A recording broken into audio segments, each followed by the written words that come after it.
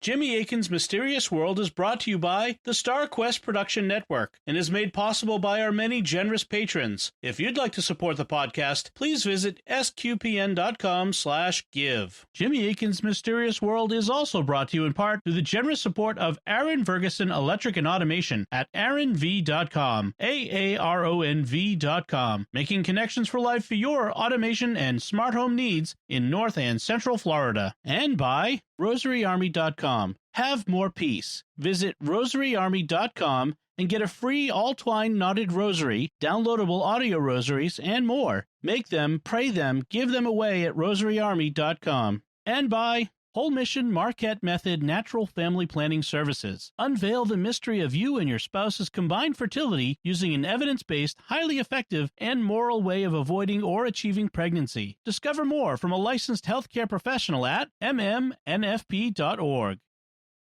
American 11, are you trying to call? Our number 1 has been staffed, and our 5 has been staffed. Possible hijack? What's going on, Betty?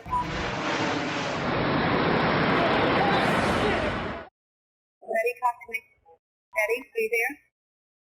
Betty? It's 8:52 here in New York. I'm Bryant Gumbel. We understand that a plane has crashed into the World Trade Center. We don't know anything more than that. We have some problems over here right now. We might have a hijack over here, 2 of them.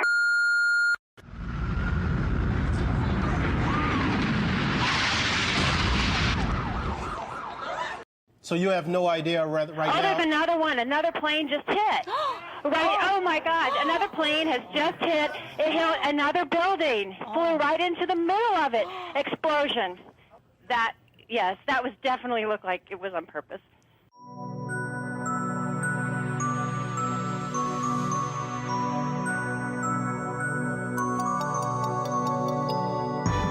You're listening to episode 153 of Jimmy Akin's Mysterious World, where we look at mysteries from the twin perspectives of faith and reason. In this episode, we're talking about the French seer Nostradamus and his remarkable predictions. I'm Dom Bettinelli, and joining me today is Jimmy Akin. Hi, Jimmy. Howdy, Dom. Folks, be sure to stick around for the end of the episode as we'll have your feedback on our recent episode on the Georgia Guidestones. But first, one of the most famous seers of the last millennium was Nostradamus, an enigmatic French mystic from the 1500s.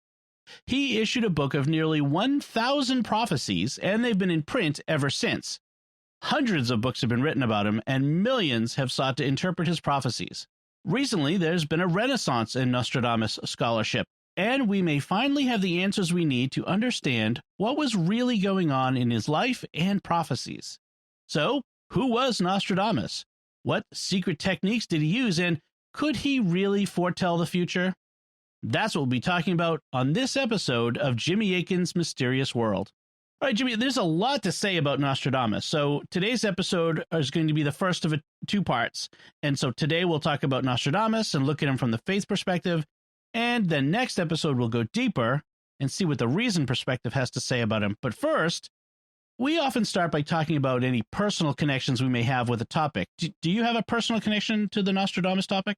Well, as longtime listeners may know, I was raised nominally Christian, and in my teenage years, I passed through a phase where I was into the New Age movement. And during that period, I had a copy of Nostradamus's famous book, which is called The Prophecies. It contains 942 little prophetic poems, each of which is 4 lines long, so they're called quatrains, though I was never able to make much sense out of them. Eventually, I became a serious Christian of the evangelical stripe, and I rejected everything having to do with astrology. Since Nostradamus reportedly used astrology and other seemingly magical techniques to come up with his predictions, I thus rejected everything that had to do with him. It seemed obvious to me that what Nostradamus was doing was incompatible with Christian faith, and nobody should take him seriously. I was surprised when I became Catholic and discovered that some Catholics, including quite traditional ones, took a much more open view towards Nostradamus. For example, in 1970, the very traditional Catholic publisher Tan Books issued a small paperback by the French author Yves Dupont. It was called Catholic Prophecy, The Coming Chastisement, and it contained an entire chapter on Nostradamus. In it, Dupont wrote, I make no apologies for quoting Nostradamus. I am aware, of course, that he's not regarded very highly by some of the more educated people in this part of the world, although he enjoys considerable popularity among lovers of sensationalism. This unfortunate state of affairs has been brought about by the shameless commercial exploitation of his works. In point of fact, however, Nostradamus was an authentic seer, and in the old world, many an erudite has not deemed it beneath his dignity to spend long hours poring over his predictions. The list of lay and clerical authors who have written books on Nostradamus over the last 150 years is quite impressive. And I once knew a medical specialist of high renown, a man of great learning, now deceased, who wrote at least 3 books on the prophecies of Nostradamus. His familiarity with the Greek and Latin languages and with the dialect of southern France enabled him to decipher many of the most obscure of Nostradamus's coined words. Yes, I have every reason indeed to regard Nostradamus as a genuine seer. So DuPont, a traditional Catholic writing for traditionalists, thinks that Nostradamus should be taken seriously as a seer. And he regrets the way that Nostradamus's writings have been hyped and sensationalized in the popular press.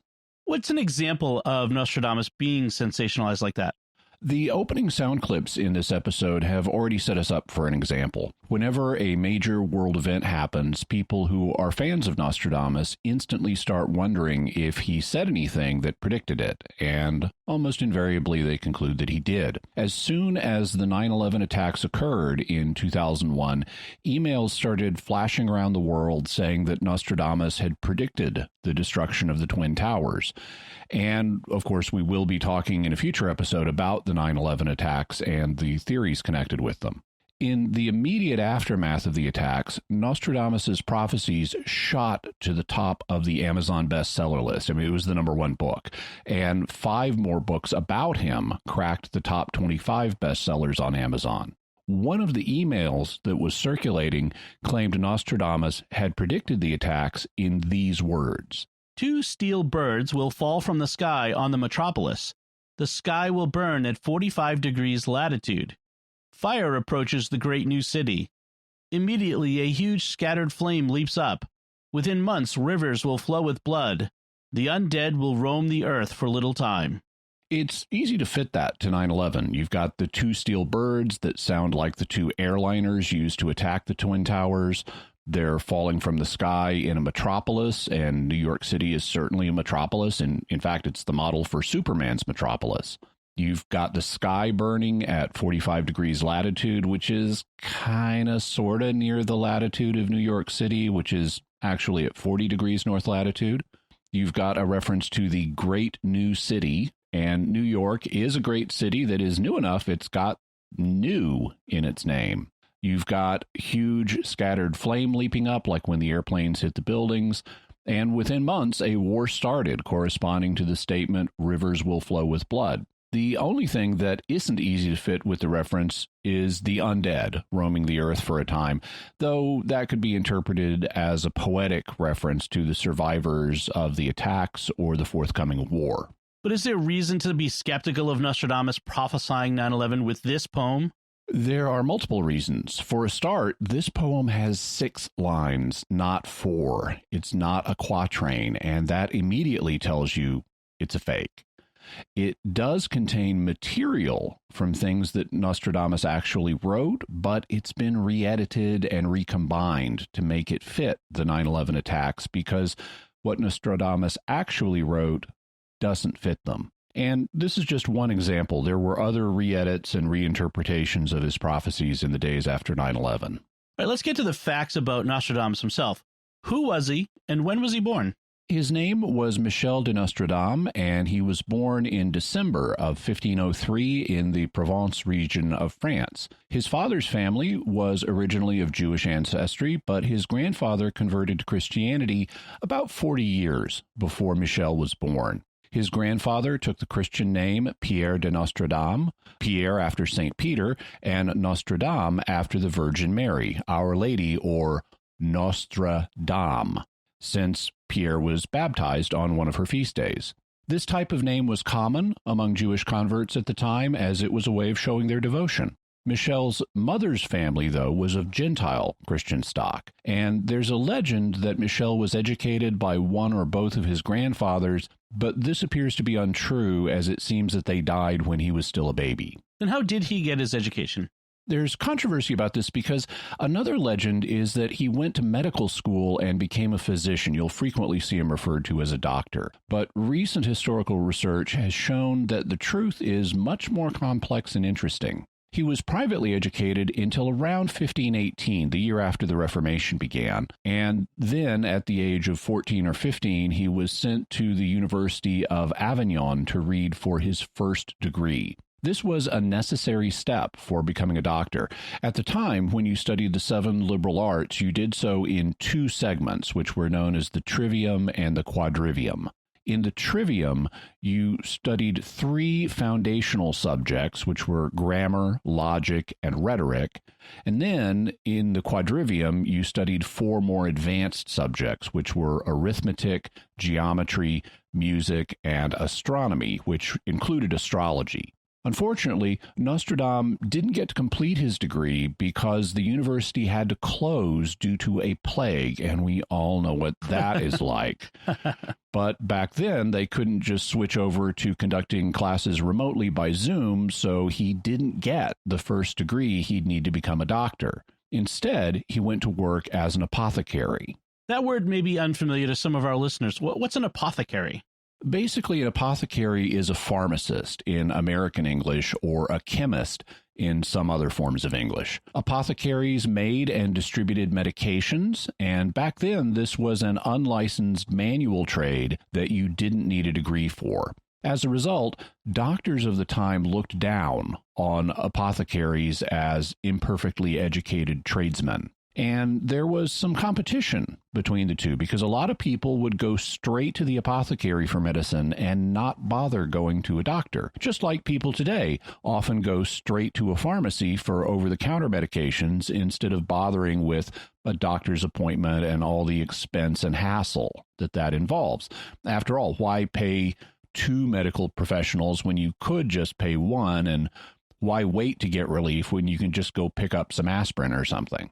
Back then, as far as I've been able to determine, they didn't have licensing requirements that forced you to go to a doctor first in order to get certain medications by prescription only. I could be wrong about that, but I checked and I couldn't document mandatory prescriptions going back this far. So the doctors had to compete with the apothecaries for business, and they didn't get along that well. In fact, if you were an apothecary, you were forbidden to go to medical school and become a doctor. But Nostradamus wanted to become a doctor, so he did what he could, and in 1529 he snuck into medical school. And how did that work out for him? Not very well, because he got caught immediately, apparently on the same day he registered and paid his fees. Although he had enrolled and was fully paid up as a student at Montpellier's famous Faculty of Medicine, the student registrar learned that he had been an apothecary and that he had been rude about doctors. As a result, his name was duly and angrily struck from the rolls, and we still have the rolls with his name crossed out. And then what did he do? He went back to being an apothecary, and he faced a complication because he hadn't even finished his apprenticeship and thus had not become a master apothecary. He also hadn't taken the test you were supposed to as a master apothecary. But there was a route by which he could apparently achieve that status without passing the usual exam for becoming a master. This involved serving for 12 years as an apothecary for the poor or for victims of the plague. And there's evidence that this is the route Nostradamus took, working to help people during the frequent plague outbreaks that were happening at the time. After all, everybody knew that you don't want to stay in a plague-infested city if you don't have to. One piece of medical advice of the time was, get out fast, stay well away, come back late. And after having lived through a plague, I love that advice. Get out fast, stay well away, come back late. And doctors themselves may have taken that advice because they themselves knew they didn't really have the ability to stop outbreaks of the plague. As the later French philosopher Voltaire said, the art of medicine consists in amusing the patient while nature cures the disease. At least that's how it worked back before the days of modern medicine.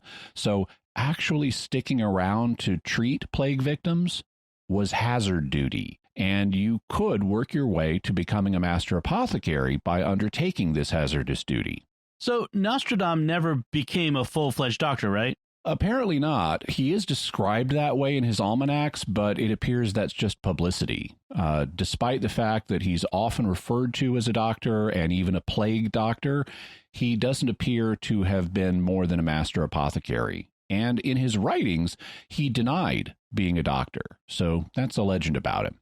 If he was an apothecary in his professional life, what was going on in the meantime in his personal life? In 1531, he got married and quickly had 2 children. Unfortunately, his wife and children died in 1534 because of one of the plague outbreaks. He then remarried in 1547, this time to a woman named Anne Ponsard, and together they had 6 kids, 3 sons and 3 daughters. Of course, he needed to make money to support his new and growing family, and he apparently wanted to do more than just be an apothecary. So one of the ways he decided to make income was by publishing almanacs, which were popular at the time. I love almanacs, but I don't think they're as popular now, and some of our listeners may be unfamiliar with that term. So what's an almanac?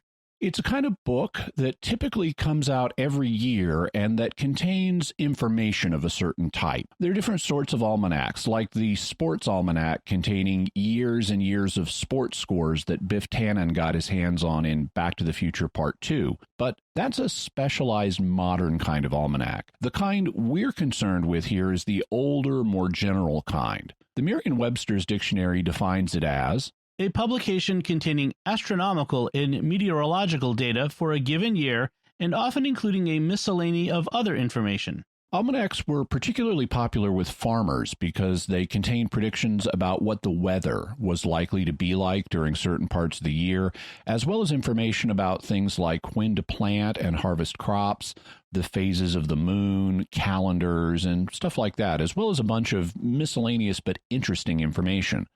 Today, the most popular almanac of this type is known as the Old Farmer's Almanac, and I remember reading it growing up because my grandparents would have copies of it at the family ranch. I'd even buy copies of it for myself back home because it contained a lot of interesting info on different types of subjects. We'll have a link to the Old Farmer's Almanac website so you can browse it and see the kind of information that almanacs like this contain. Almanacs do contain predictions for the coming year, and some of this is astronomical, like the phases of the moon, eclipses, and things like that. It also sometimes includes astrological information and predictions, and it certainly contained astrological information in Nostradamus' day, the typical almanac would. So this is how he got his start in the public prediction-making business. When did he release his first almanac? In 1550, and to give it a more authoritative air, he Latinized his last name. Michel de Nostradamus thus became Nostradamus, with the Latin us noun ending, the name he's known by today. Here's how historian Stefan Gerson describes Nostradamus's almanacs in the Penguin edition of the Prophecies. In 1550, he published his first almanac, a short and flimsy publication that contained a calendar, tables of the phases of the moon, known as ephemerides, and weather forecasts. He wrote at least one almanac per year, along with prose narratives called prognostications, which described weather patterns, epidemics, wars, and even the behavior of men with soft or bellicose temperaments for the year to come. Like his horoscopes, these publications rested on his astrological calculations of planetary conjunctions and revolutions and cosmic cycles. Nostradamus' almanacs became extremely popular, and he sold lots of copies, so he kept publishing them, sometimes 2 or 3 a year. The ones he published are known to have contained at least 6,338 prophecies and 11 annual calendars. Some, though by no means all, of his predictions in the almanacs were written in the form of short, 4-line poems known as quatrains. Gerson explains, he adorned his almanacs with 4-line predictive poems called presages or portents, that he claimed to have composed out of natural instinct and poetic frenzy. Each almanac contained one portent for the whole year, one for each month, and sometimes a 14th one at the end. And because he had them corresponding to years, that makes them datable predictions, which we'll talk about in the reason perspective. People were fascinated by the predictions he made, and some of them started contacting him and asking him to do their own individual horoscopes. So he was gaining a reputation as an astrologer of sorts. Was astrology illegal or considered contrary to the Christian faith at the time? No, it certainly wasn't illegal, at least not in general terms. As we mentioned, it was part of what you learned when you studied the 7 liberal arts. You learned about it during the quadrivium in the astronomy astrology section. It was considered a scientific discipline at the time because the heavenly bodies obviously do have an influence on Earth. The sun, for example, helps drive the weather, and our sister planet, the moon, drives the tides. The question was, how much of an effect do the heavenly bodies have on Earth? And that was an issue that hadn't yet been worked out well because the scientific revolution hadn't occurred yet. Based on the scientific knowledge of the day, people thought that the stars and planets have more of an effect than we do. But that's a difference in degree rather than kind. We've talked in previous episodes, like episode 23 on astrology and episodes 105 and 106 on Aquinas and the occult, about how all this worked. In those episodes, we noted how some astrological ideas, like the stars rigorously determine the fates of men, were regarded as incompatible with the faith.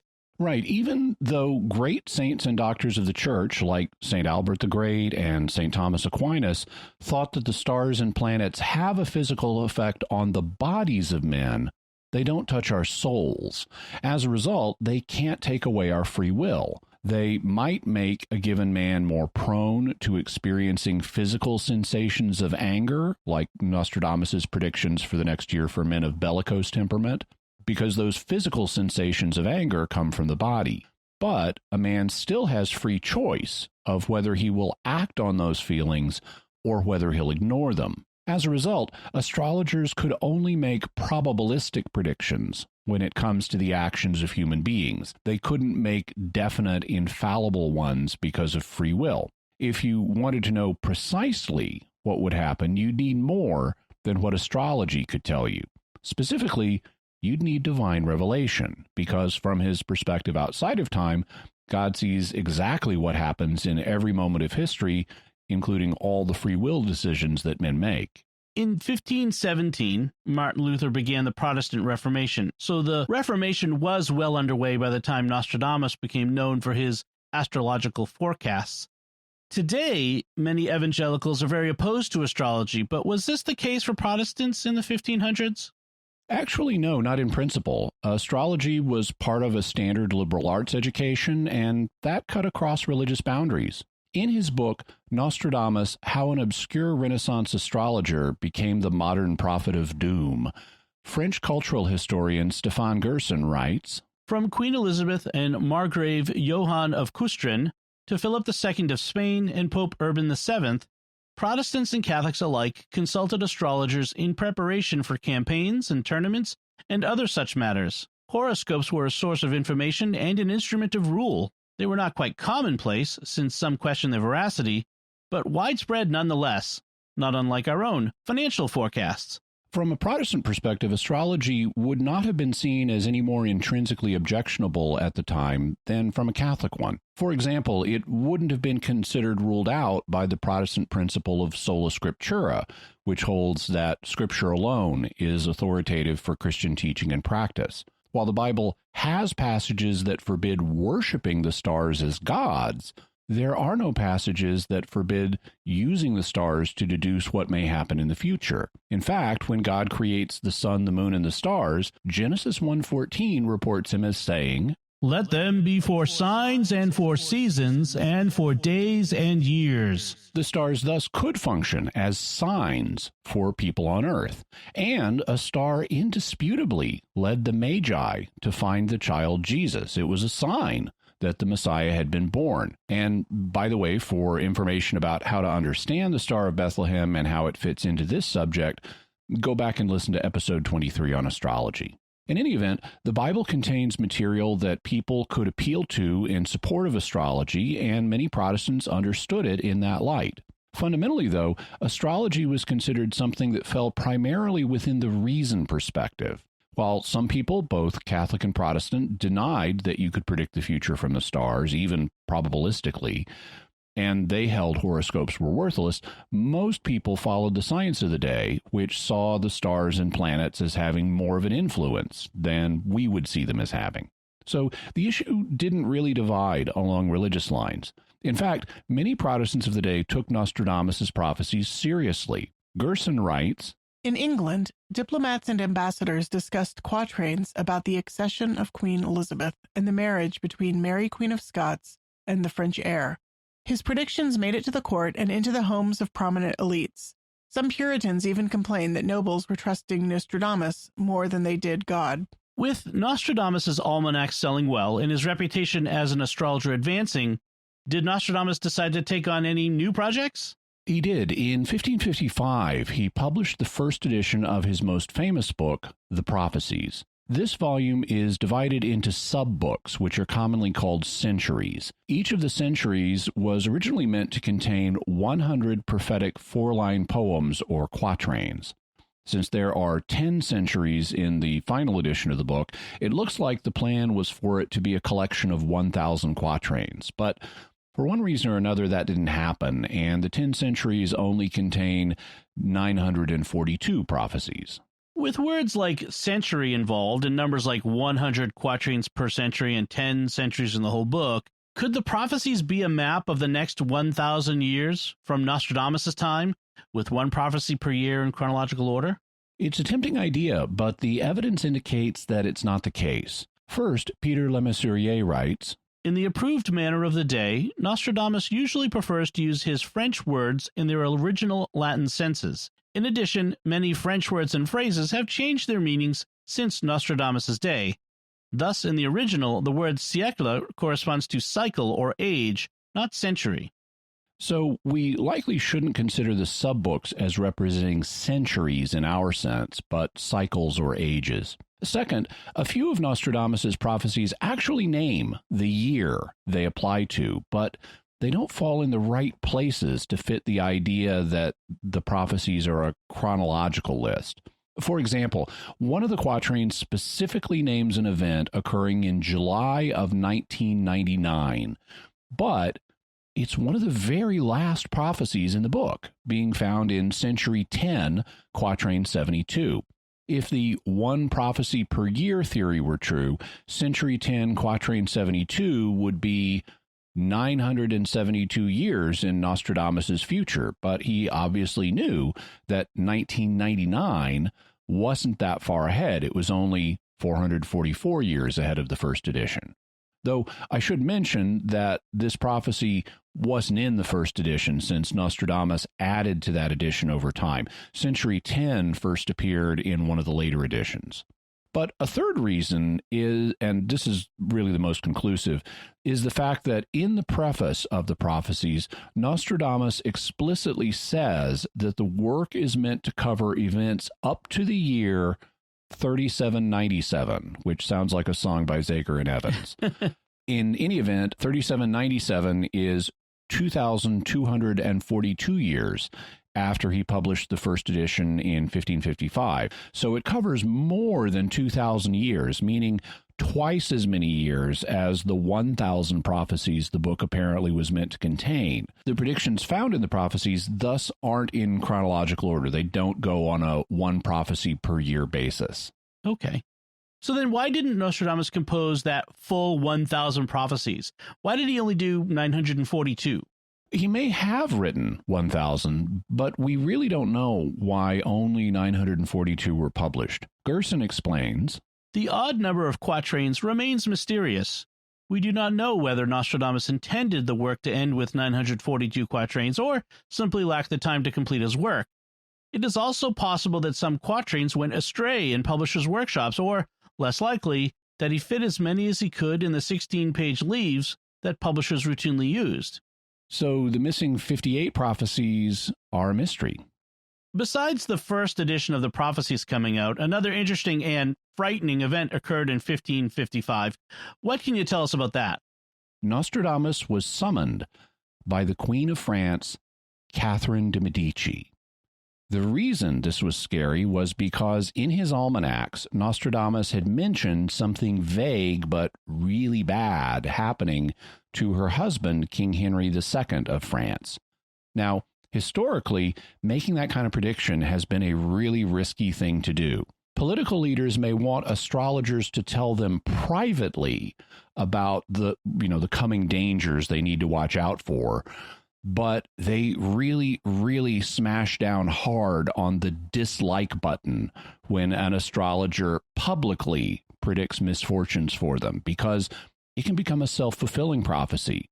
For example, if you predict an assassin will kill the king, it may give someone who really hates the king the idea that the stars are on his side and now is the time for him to strike.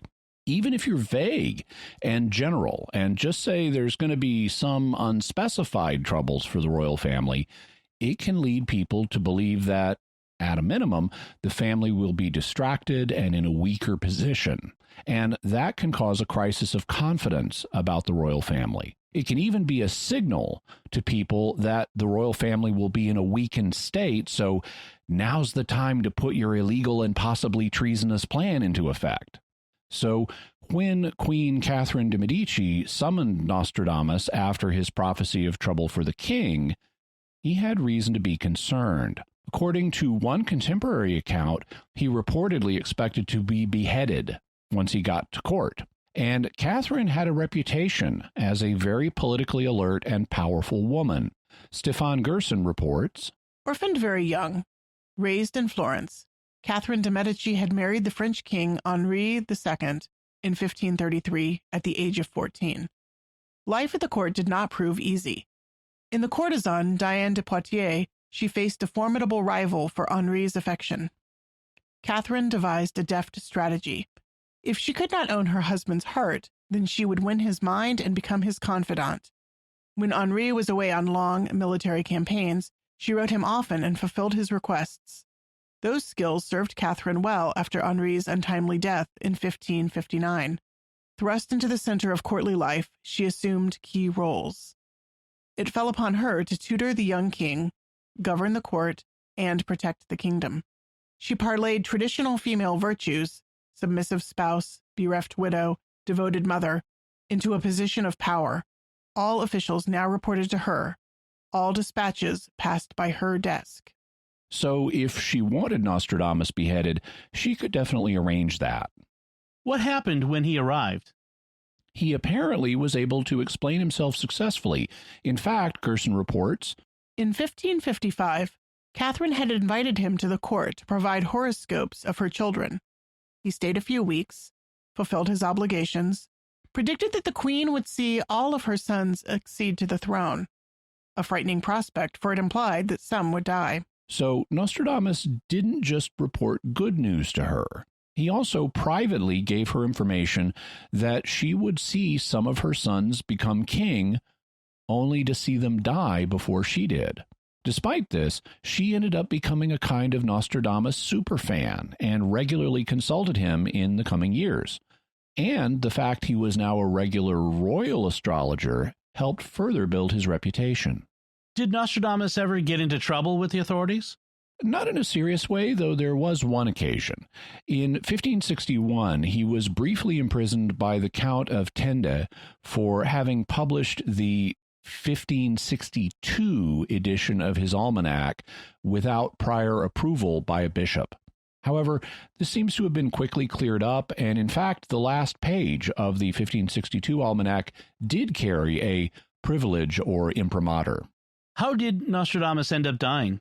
The seer had been suffering gout for some years. Gout is a painful condition that is caused by having too much uric acid in the blood, and it leads to a kind of inflammatory arthritis that causes painful swelling in the joints, and especially in the big toe, so it can interfere with a person's ability to move around. Nostradamus also apparently developed heart or kidney failure. He then got what used to be called dropsy, but is now more commonly called edema, in his body. That means he started retaining fluid, so his body swelled up, and he then passed on to his reward at the beginning of July 1566 at age 62. Okay, that brings us to our theories and faith perspective, but first I want to take a moment to thank our patrons who make this show possible, including Edward H., Donna S., Alexander F., John H., and Paul H. Their generous donations at sqpn.com/give make it possible for us to continue Jimmy Akin's Mysterious World and all the shows at StarQuest. You can join them by visiting sqpn.com/give. Jimmy Akin's Mysterious World is also brought to you in part through the generous support of Aaron Ferguson Electric and Automation at aaronv.com, AARONV.com, making connections for life for your automation and smart home needs in North and Central Florida. And by rosaryarmy.com. Have more peace. Visit rosaryarmy.com and get a free all-twine knotted rosary, downloadable audio rosaries, and more. Make them, pray them, give them away at rosaryarmy.com. And by Whole Mission Marquette Method Natural Family Planning Services. Unveil the mystery of you and your spouse's combined fertility using an evidence-based, highly effective, and moral way of avoiding or achieving pregnancy. Discover more from a licensed healthcare professional at mmnfp.org. So, Jimmy, what theories are there about Nostradamus? From the faith perspective, we need to look at what Nostradamus was doing. Was it in line with the faith, especially as it was understood at the time, or did it conflict with the faith?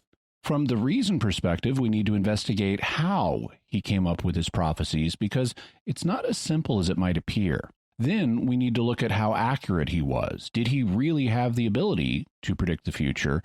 And how can we determine that, given some of the challenges we face?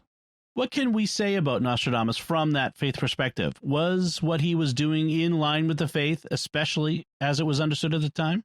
At least from what was publicly known, it would seem so. While there were some forms of astrology that were contrary to the faith, Nostradamus made sure he steered clear of those, or at least he presented himself as doing so. For example, we mentioned earlier a version of astrology that denied the existence of human free will. But Nostradamus believed in free will's role as part of God's design, and he mentions it in the preface to his most famous book, The Prophecies. The fact that Nostradamus was getting imprimaturs from bishops to publish his work also points in the direction of his not doing anything overtly wrong, as does the fact that he even had bishops among his clients. Nostradamus also makes it clear that he has a conscious intention to remain within the bounds of the faith.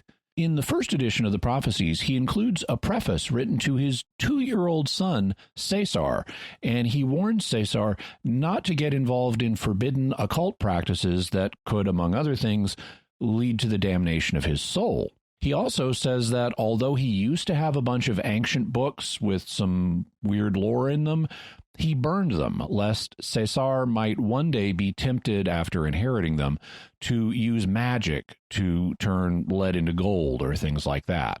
Also, in the final edition of the Prophecies, there's a letter he wrote to King Henry II in which he says, I protest before God and his saints that I do not claim to put anything into writing in the present epistle which might go against the true Catholic faith, devising my astronomical calculations to the best of my ability. So he's definitely trying to stay within bounds. Finally, we can note that Nostradamus's books, neither the Almanacs nor the Prophecies, were ever placed on the Index of Forbidden Books. For listeners who may not be aware, the Index was a list of books that the Church held could be dangerous to people's faith or morals. It included things like the writings of heretics, books that advocated illegal activities, and smutty books.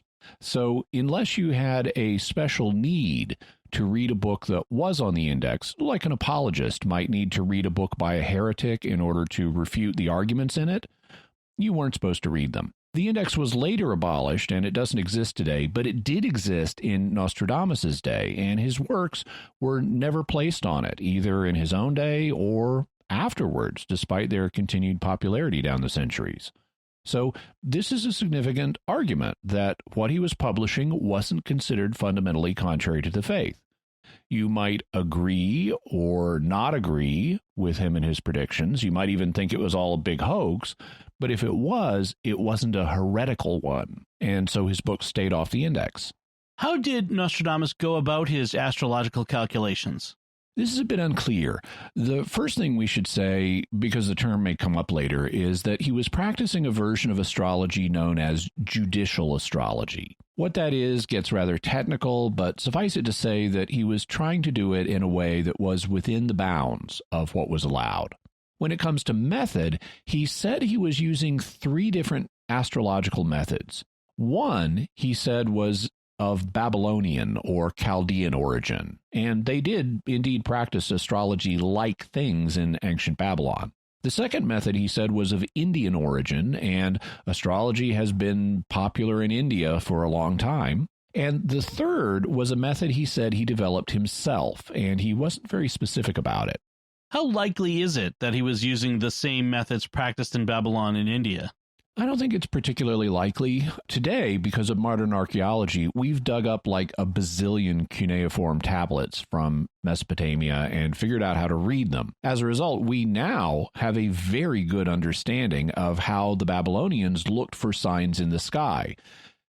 And it was very different than the way people in Nostradamus' day did astrology. As a result, I think it's very unlikely that he was doing anything like the real ancient Babylonians or Chaldeans did. He may have been doing something that he had been told was the way they did it, but I don't think it was the actual method. Something similar applies to Indian astrology. Today, we have really good communication with India, and it's very easy for us to learn about how Indian astrology works. But communications weren't nearly so good in Nostradamus' day. I mean, you couldn't just get on the phone to Mumbai or have a Skype meeting with them. And so, once again, he may have been doing something he had been told was authentic Indian astrology, but it may or may not have been. Of course, when he says he's also using his own special blend method, I think that's absolutely correct. We have good evidence that he was doing astrology differently than other European astrologers. In fact, he didn't even want to be considered an astrologer in the traditional sense. He actually attacked traditional astrologers in his writings. And rather than being called an astrologer, he preferred to be called an astrophile, that is, a lover of the stars. And it's clear that he was not practicing traditional astrology. So all the descriptions you see of him in books as being an astrologer are at least somewhat misleading. Did he attribute his prophecies exclusively to astrological calculations? No, both in the preface to the prophecies and in the letter to King Henry, he refers to a certain natural instinct that he inherited from his ancestors that assists him in making his predictions. It's not clear which ancestors he's thinking of here. He could mean that it's an instinct he inherited from his Jewish ancestors because the biblical prophets were Jewish, or he could be thinking of other ancestors because his mother was Gentile and things like second sight are supposed to be passed down in families. It's also not clear precisely what kind of instinct he's thinking of. Hypothetically, you might propose that it's just a natural instinct or gift for making predictions, kind of like you could say Sherlock Holmes could predict what a criminal's going to do. But it seems more likely that he means a preternatural instinct or gift, like second sight. In that case, since he says it's a natural instinct rather than a spiritual gift the Holy Ghost gives him, it might be considered what we today would call a psychic ability. Interestingly, he says that his hereditary gift that helps him with prophecy is going to die with him and not be passed on to his son. Does Nostradamus see God as having a role in his predictions? Yes, he adamantly says that man can't know anything about the secret things of God unless God reveals them. In the preface to his son Caesar, he writes, "Considering that all human ventures come to an uncertain end, and that everything is ruled and governed by the incalculable power of God, finding our inspiration in astrological considerations, only those who are inspired by the divine spirit and the prophetic breath can predict particular things. Right, particular things. So Nostradamus doesn't think that astrological considerations are enough to be able to predict particular things reliably because of human free will. You need divine assistance. He also describes how he says God helps him. As concerns that prophetic judgment, which is rendered perfect by divine inspiration, let me explain it to you. It is this judgment that enables you to have knowledge of future things, projecting into the distance the fabulous imaginings of things to come and, under supernatural inspiration, precisely locating the particularity of places, attuning the places and dates to their celestial figures thanks to a virtue, a power, and a faculty divine possessed of hidden properties. So it sounds like first Nostradamus gets a psychic impression of things in the future, and then supernatural assistance guides him in figuring out how to precisely locate the things that he has viewed in space and time by astronomical calculations. Elsewhere, though, he says things that makes it sound like it can go the other way around.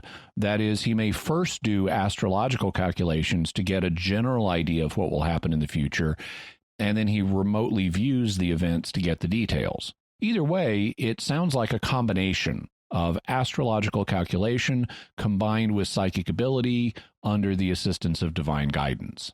If Nostradamus thought he was being divinely guided, did he regard himself as a prophet or as being infallible in his predictions? No, and he's quite firm about this. Both in the preface for his son and the letter to King Henry, he expressly says that he does not want to be called a prophet. He also does not claim to be infallible, and he recognizes he can be wrong. In the preface, after discussing the help God gives him in making predictions, he writes, "Not that I arrogate for myself the name or function of a prophet, but that of a mortal man possessed of revealed inspiration, whose senses are no less distant from heaven than his feet from the ground. I can err, fail, be deceived, and there is no greater sinner on this earth than I, subject to all the afflictions of man." So he's claiming a degree of divine assistance, but not the full-blown kind that the biblical prophets had. This would be similar to how modern visionaries have motions of divine grace in their souls that can give them supernatural information, but they can also make mistakes, which is part of why private revelations don't have the same status as public revelation that we find in the biblical prophets. Did Nostradamus always use the same method?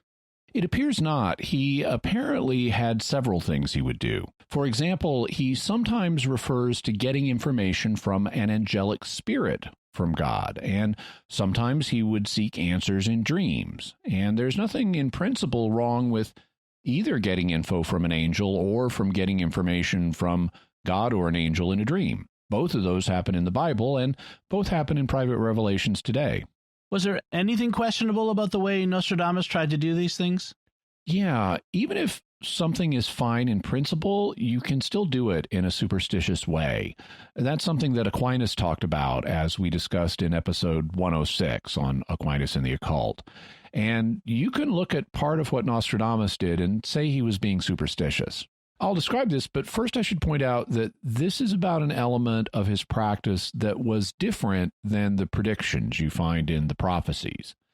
He doesn't describe using these techniques when making the predictions, but in doing other things. For example, one of the superstitious practices involves the use of a special ring and also evaluating special rings that other people had. He writes about it in letter number 41 of his collected correspondence. As background to help the reader understand this letter, Le Mesurier writes, "The original letter seems to have been delivered personally by the seer to Francois Berard, lawyer and procurator fiscal to the papal legation at Avignon, a keen alchemist and would-be disciple and assistant of Nostradamus, on or about September 10th, 1562. It concerns, among other things, a golden magic ring that the latter had recently acquired. As a supposed magician in his own right, Nostradamus naturally had such a ring of his own, in his case one inset with cornelian, subsequently bequeathed to his son César, and its purpose, like Berard's, was to help bestow on him power to summon up the spirits and to assist the general alchemical magnum opus, to say nothing of impressing the ignorant." I love that last remark Le Mesurier makes, that Nostradamus had his special ring with the carnelian in it to help with his alchemical work and to say nothing of impressing the ignorant. Love that. Now, alchemy involved the study of physical materials and how to do things like transmute one element or one substance into another. The holy grail of alchemy was turning base metals into precious ones, like lead into gold. Unfortunately, alchemists never figured that one out because you'd need to either start with a radioactive material or use something like a cyclotron if you want to turn one chemical element into another, and they didn't know about radioactivity or have cyclotrons back then. But there was nothing wrong with alchemy in principle. In fact, it evolved into the modern science of chemistry. But it is superstitious to try to use a ring to summon angelic spirits to help you with your alchemy. Angels don't come on demand that way, and I doubt very much that Nostradamus ever contacted a spirit, good or bad, in this way. I think it was much more likely to be his imagination. But he did think that he was in communication with one, because when his lawyer friend asked him to evaluate a ring that the lawyer had bought, Nostradamus wrote, "Be advised, therefore, that for 9 nights in succession I have now sat from midnight until about 4 o'clock, both with my brow crowned with laurel and wearing the sky blue stone, and have wrung out of that good spirit everything I can about your ring. Therefore, having plucked a swan's quill, for he thrice refused a goose one, and with the spirit dictating to me, as though carried away by a poetic frenzy, I launched myself into the following lines." And then he has a poem that the spirit helped him write. And there are a few elements of superstition in all this. I don't think that wearing laurel branches on your head will really help you get information from an angel. And I don't think that an angel is going to care whether you're writing with a quill from a swan or a goose. So these strike me as superstitious elements. What about the way Nostradamus used dreams? Here we have another mix of things that are fine with things that are superstitious.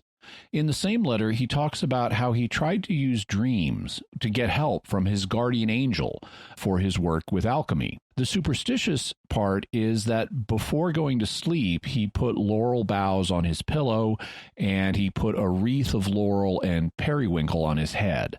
And I don't think an angel is going to care about that, so I think that's superstitious. But he then said a prayer to his guardian angel, and here he's on much better ground. He records the prayer as follows. "Angel, who art my guardian, and who guideth me in piety, grant that on matters touching the transformation of natural substances, I may prophesy, according to the courses of the stars. Grant these things, I beseech thee, through the friendly silences of the moon, and through these shadows, as Mars shines at his rising. Grant them, I say, for the sake of the most good Christ, and his holy Virgin Mother, and of Michael the Archangel, my invincible patron. Above all, grant that by your guidance I may increase both the resources and the favor of nature, transform with Mercury the basest metals, even the slightest traces, into the veritable solar image that is gold, and make this gold itself potable for the prolongation of the lives of emperors, kings, and the greatest princes. Grant also that these metals, along with the gold, may flow easily through the tubes of the still, without any of these liquids evaporating, and without the gold, separated both from the watery and from the earthy, sinking to the bottom, but that all may be distilled at once by subtle artifice." So he got a couple of astrological ideas in there about the moon and Mars having an effect on his alchemical work, which would be mistaken. But he's basically asking his guardian angel for help with his alchemical work, so he can be a successful alchemist and do good things, like help prolong the lives of kings and princes. And he's asking that this be done to honor Christ and the Virgin Mary and St. Michael the Archangel. And there's nothing wrong with saying a prayer to ask your guardian angel to help you do your work so you can benefit others, which from a Catholic perspective means that you're asking the guardian angel to pray to God for these things, to intercede for you, and then God may either help you directly or authorize the angel to help you on God's behalf. We've been evaluating Nostradamus from the perspective of how the faith was understood in his day. What would we say about what he was doing in light of the Church's current understanding? I think most of the analysis we've been giving still holds.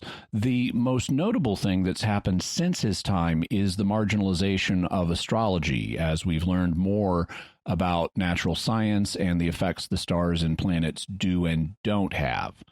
Thus, today, the Catechism of the Catholic Church says, Paragraph 2116. All forms of divination are to be rejected. Recourse to Satan or demons, conjuring up the dead, or other practices falsely supposed to unveil the future.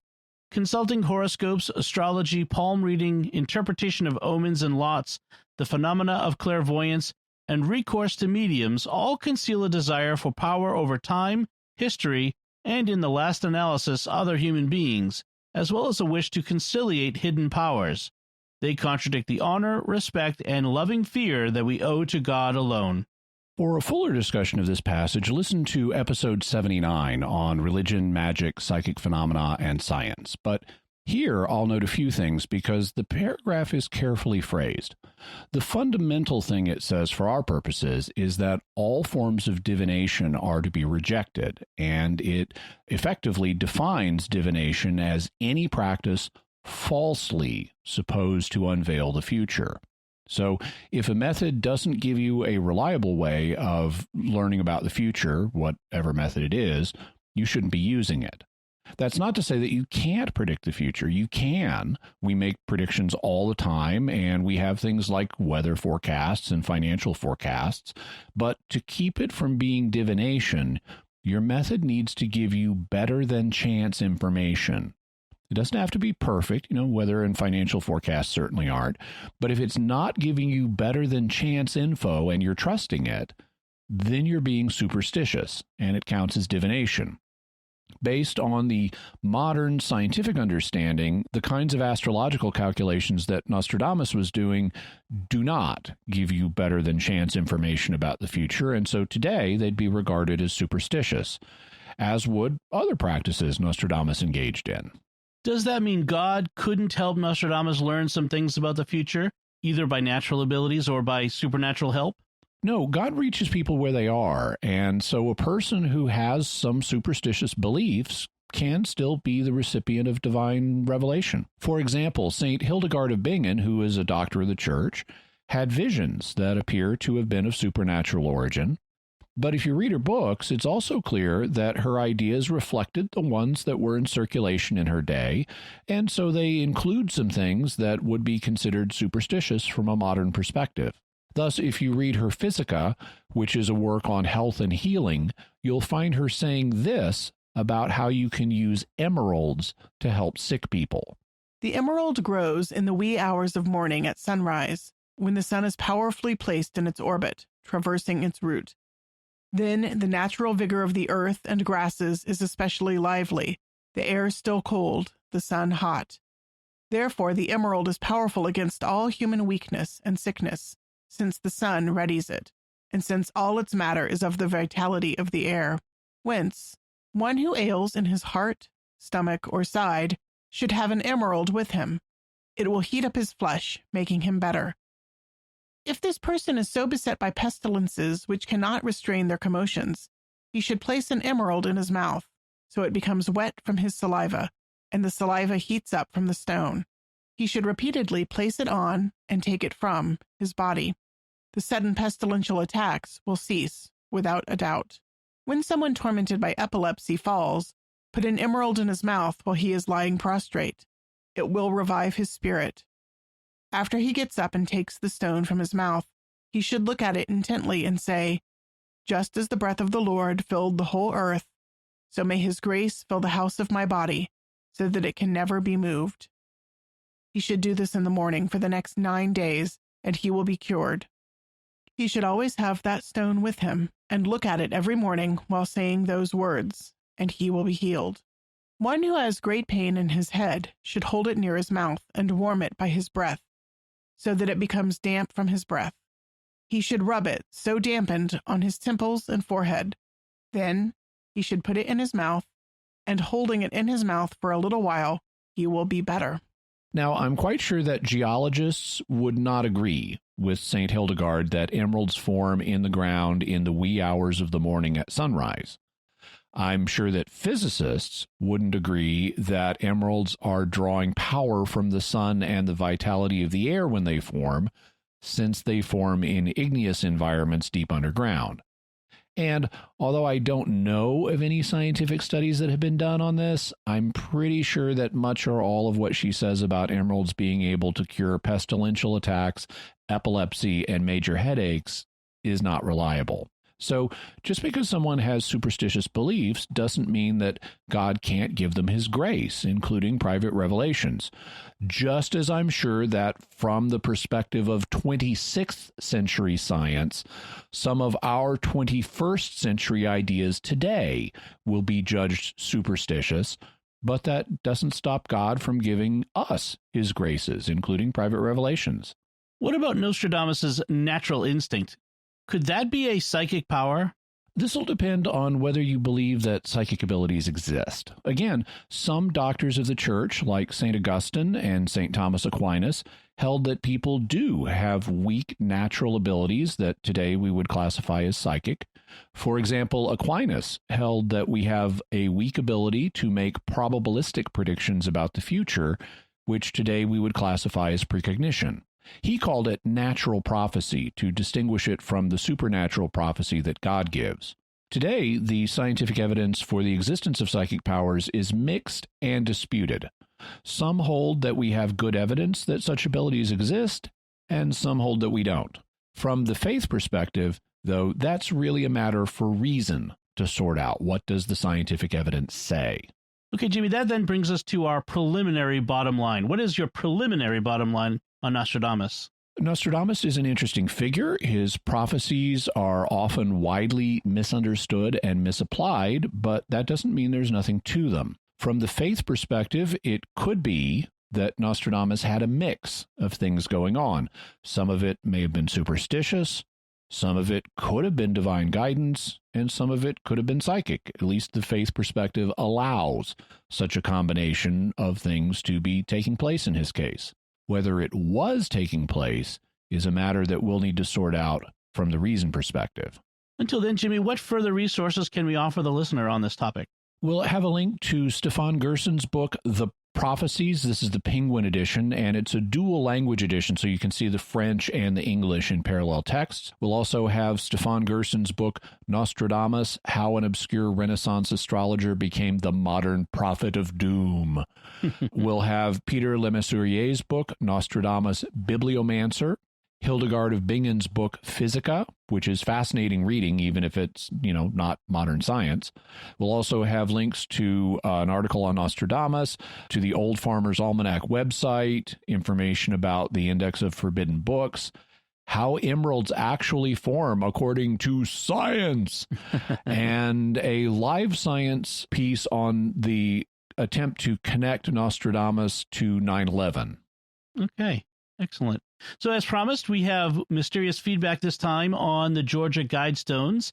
And let's start with the feedback from Bubba on Facebook, who writes, "This is not far from where I live, and I pass it often. Can't wait to listen to this." Well, I hope you enjoyed the episode, Bubba, and it's fascinating to hear from somebody who lives down near the Guidestones and sees them regularly. Ben on Facebook writes, "Great episode. First of all, I love how you dove deep into the facts and the positions put forward by R.C. Christian and called out the evangelical documentary team that tried to make him look like a monster and also used immoral methods to find out Christian's identity. Sounds a lot like what a lot of people do today when trying to take down their enemies, rather than studying them and using logic to look into their positions and whether they are moral or not. I also was interested because Robert Christian, is from Fort Dodge, Iowa. That just so happens to be my local diocese of Sioux City, Iowa." So we actually heard from folks who are at both ends of the Georgia Guidestone story, both down in Georgia and where Herbert Kirsten was from. Father Matthew wrote on Facebook, "I have to say this one really changed my perspective. I'd not heard much on the Guidestones except occasional words online where they were connected to conspiracy theories, so I ended up with a vaguely New World Order view of them. Going in depth helped clarify them." Thank you, Father Matthew, and it is fascinating to dig into some of these things and find out how different what the reality can be from what you hear in the popular theorizing. Lucid Locomotive writes on YouTube, For most of these conspiracies/mysteries, Jimmy comes to the conclusion that they're benign and not really grounded, referring to the theories on the sinister aspects, which I do respect. I wonder, though, has there ever been an episode where Jimmy has concluded or erred toward the thing being sinister or malicious in the context of a disputed topic or conspiracy theory? He's so skeptical that if he leaned that way on something, then you'd know there must be something to it. Well, I try to be balanced. I try to, not be overly skeptical or underly skeptical. I just try to be as clear-eyed as I can with the evidence, but definitely there are sinister conspiracies. The basic definition legally of what a conspiracy is an agreement between two or more people to do something illegal in the future, and you could potentially broaden that a little bit to like secretly networking to your advantage, even if what you're proposing is not technically illegal, but may be contrary to the public good. And we've done a number of episodes on things that would involve conspiracies, either in the strict sense or the looser sense. The Bilderberg group is one I'm suspicious of. Also, and this is a government one, but the actions of the ATF and the FBI regarding the Branch Davidians and Ruby Ridge were criminal conspiracies. The World Economic Forum needs to be watched. We talked about the 1934 fascist business plot here in the United States. That was a criminal conspiracy. And also just recently, at the time of this will have come out by the time you hear this, we talked about Operation Northwoods, which was a plan by the Joint Chiefs of Staff that would have involved doing some illegal things on American soil. Jimmy, I guess one of the things I would say is there's so many conspiracy theories out there, but by their very nature of there being so many of them are probably not going to be true. So that's correct. Yeah. But when we do hit one that there is strong evidence for, yes, we want to mention that. Exactly. And we've devoted multiple episodes to that. And I think Lucid Locomotive is right. When Jimmy is suspicious, listen. All right. Then our next one is Sarah on Patreon, who says, I very much enjoyed the Georgia Guidestones episodes. I found myself agreeing with some of Kirsten's ideas, particularly the importance of a stable family unit and keeping marriages together. I'm also intrigued by his thoughts on having politicians actually trying to help their citizens instead of spewing ideals that they themselves do not follow. I also agree that there are too many people who expect handouts from the government and take advantage of these so they don't have to work. I do agree that those who are capable of working should. I have no problem with helping those who really need it, but just allowing some to remain on welfare is actually doing more harm than good. If Kirsten said any of those things today, he'd be completely ripped apart by the media. Where I disagreed with Kirsten's ideas was in regard to population control. He completely disregards the Catholic attitudes of the dignity of all persons and openness to life. I find it interesting that he upholds the importance of marriage and the family, but not the complete freedom of parents to discern their family size without any outside opinions other than God's. I think people are so much more than a drain on the earth's resources. Most parents probably will practice responsible parenthood, but even if they don't, we shouldn't tell them how many kids they can or should have. Well, I agree with Sarah very definitely that if Kirsten said many of the things he said, he would be ripped apart by the media today, especially in the last 10 to 12 years. I mean, it's the media has been biased all the way down through history in one way or another. And in the last 10 to 12 years, they have, or even longer than that, they have just completely stopped pretending to be neutral. And many elements in the media would be very hostile to the kind of traditional values that Kirsten had on many things. When it comes to his views on population control, I agree that, and he wasn't draconian on this. He didn't advocate forced abortions and things like that. But he did advocate more influence than from society and the government than I think is appropriate. I wouldn't say that there's no role for social discussion about, okay, here we are in Hong Kong, we have this dense population and very limited space. How many kids is a good idea to have here? Now, it still needs to be left up to the parents. But, I can see there can be situations where it can be reasonable to have a societal discussion about such things, including like, hey, we're underpopulated. Let's have more children so we don't have a demographic winter. Yes, that actually is a conversation that needs to be had. Martin Reynolds on YouTube writes, wow, just finished listening. I will become a contributing member. You make this and other subjects and mysteries clear, balanced, interesting, and even fun. I wonder if there's an award, an internet award? You and your show may be nominated. I've not heard such high quality and balanced information from one source. Thanks, and know that you're making a difference and influencing open-mindedness along with sharing the good news. God bless and make it a great day, gentlemen, and anyone else behind the scenes of these productions. Thank you so much, Martin. We appreciate the kind words, and we appreciate your support because it's patrons that make the show possible. And I think there are like podcast awards out there or something like that, but I haven't paid a lot of attention to those, frankly. But hey, if you want to nominate us, we will gladly accept nominations whenever those come up. So, Jimmy, what do we have for mysterious headlines this week? Well, since we were talking about Nostradamus, who is an astrophile, if not an astrologer, I thought we'd talk about some recent astronomical discoveries, what we've learned since Nostradamus's day. One of them we'll have a link to is a short video on what if dark matter is responsible for dark energy. Dark matter is the matter that scientists think is out there in the universe. We can't see it, which is why it's called dark. It's invisible, and it apparently only interacts with normal matter through gravity. Dark energy, and we talked about both of these in a previous episode, but dark energy is thought to be a force that's causing the expansion of the universe to accelerate. And so we've got these two big mysteries in science. Well, now there's a proposal that maybe it's really just one mystery. Maybe the dark matter is responsible for the acceleration of the universe.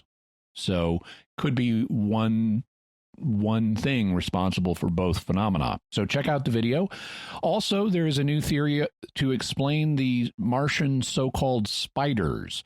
One of the things that satellites have revealed about Mars, you know, the orbital ones that have been mapping its surface, is there are these really strange looking structures. They are on the ground and they branch out in this weird organic looking way. And they've been compared to spiders and trees, but they really don't look like anything we have here on Earth very much. And so there's a new theory to explain what those are as a geological formation. And, just like we can send probes into space to study planets like Mars, space can send things to us. And if you've ever wondered, wow, I wonder how much stuff falls in from space every year, turns out 5,200 tons of space dust fall on Earth every year. So wow. Got a number there, 5,200 tons of it. No wonder I have to vacuum so much in my house. Actually, household dust is made out of other stuff. Yes, I know. I know what it is. It doesn't bear thinking about too much. All right. So that's it from us this time. We shouldn't leave people hanging on that. Okay, go ahead. Bug poop. Bug poop, yes. So that's it from us on that note. What do you think of Nostradamus? What are your theories about Nostradamus and his remarkable predictions? You can let us know by visiting sqpn.com or the Jimmy Akin's Mysterious World Facebook page, or by sending us an email to mysterious@sqpn.com, or send a tweet to @mys_world, the hashtag of mysterious feedback. So, Jimmy, what's our next episode going to be about? Next week, we'll look at Nostradamus from the reason perspective and see what we can determine about whether he did or didn't have the ability to predict the future. Also, we'll be looking at the secret technique he may have been using that would unlock the real meaning of many of his prophecies. Excellent. Folks, be sure to check out the Mysterious World bookstore at mysteriousworldstore.com for links to all the books and videos that Jimmy mentions in the show. You can find links to Jimmy's resources from our discussion and links to the mysterious headlines on our show notes at sqpn.com/mysterious. And remember, to help us continue to produce the podcast, please visit sqpn.com/give. Until next time, Jimmy Akin, thank you for exploring with us our mysterious world. Thanks, Dom. Once again, I'm Dom Bettinelli. Thank you for listening to Jimmy Akin's Mysterious World on StarQuest.